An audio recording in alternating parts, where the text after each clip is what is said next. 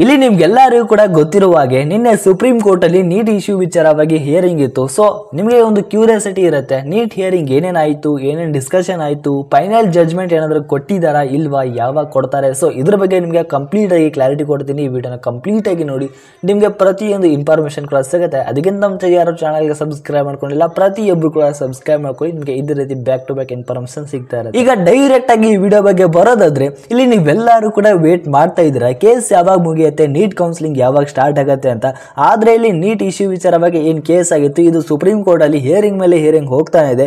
ಇಲ್ಲಿ ಸಾಕಷ್ಟು ಪಾಯಿಂಟ್ಸ್ ಗಳು ಡಿಸ್ಕಷನ್ ಆಗಿದೆ ನಿನ್ನೆ ನಡೆದಂತ ಹಿಯರಿಂಗ್ ಅಲ್ಲಿ.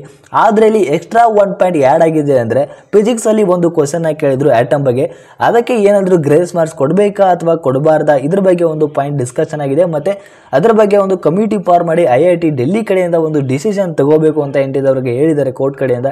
ಸೊ ಅದರಿಂದ ಅದೊಂದು ಕ್ವಶನ್ ಪೆಂಡಿಂಗ್ ಇದೆ. ಅದು ಏನಾದರೂ ಗ್ರೇಸ್ ಮಾರ್ಕ್ಸ್ ಕೊಡ್ತು ಅಂತ ಹೇಳಿದ್ರೆ ಎಲ್ಲರಿಗೂ ಕೂಡ ಮತ್ತೆ ರಿಸಲ್ಟ್ ಅನೌನ್ಸ್ ಮಾಡಬೇಕಾಗತ್ತೆ.